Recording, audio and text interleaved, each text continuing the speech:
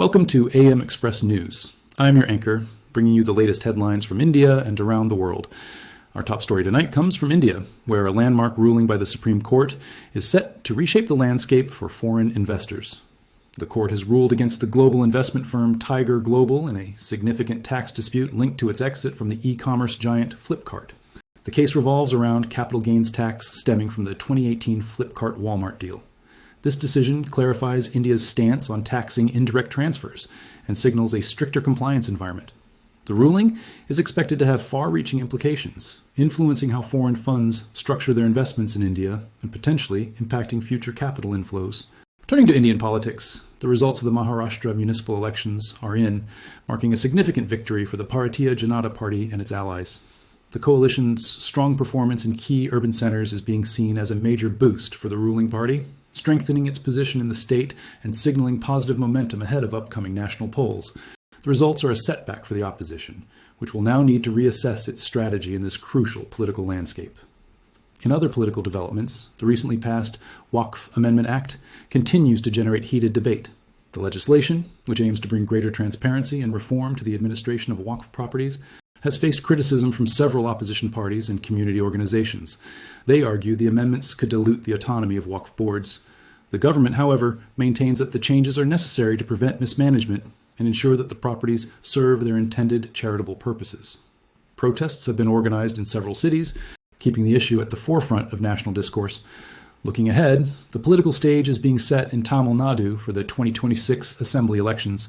The ruling DMK and the principal opposition, AIADMK, are solidifying their leadership and gearing up for what promises to be a fiercely contested battle. Adding to the intrigue is the emergence of new political forces, which could challenge the state's traditional two-party dominance. This election will be closely watched across the country, as its outcome could influence regional alliances and have a ripple effect on the national political scene.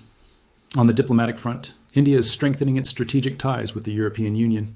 In a significant gesture, leaders from the EU have been invited as chief guests for India's upcoming Republic Day celebrations. This move underscores the growing importance of the India-EU partnership, which is focused on expanding cooperation in trade, technology, and security. Both sides view the relationship as a key pillar for stability in the Indo-Pacific region and a counterbalance to growing global uncertainties.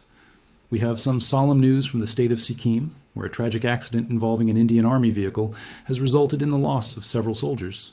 The incident has sent shockwaves across the nation, with leaders from across the political spectrum expressing their condolences.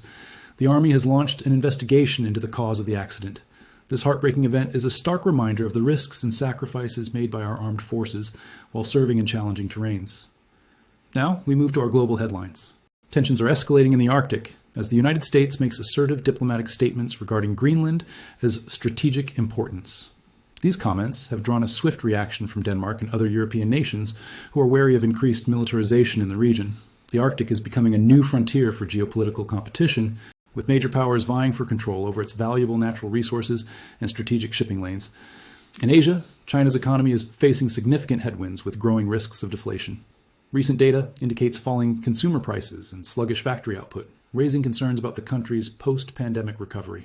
A prolonged period of deflation in the world's second-largest economy could have a chilling effect on global markets, impacting international trade and investment flows.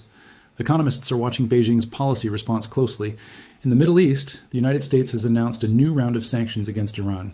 The measures target key sectors of the Iranian economy and are intended to pressure Tehran over its nuclear program and regional activities. The move has been met with a mixed response at the UN Security Council, with Russia criticizing the sanctions as counterproductive. Meanwhile, Iran continues to be rocked by nationwide protests.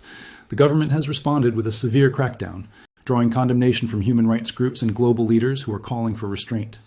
Elsewhere, a major power outage in Tokyo, Japan, has caused widespread disruption. The blackout affected critical infrastructure, including transportation networks and businesses, impacting the daily lives of millions of residents.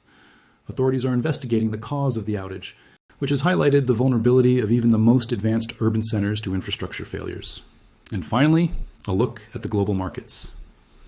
On Wall Street, investors are cautiously optimistic as they look toward 2026. While concerns about inflation and geopolitical risks remain, many analysts believe that corporate earnings will remain resilient.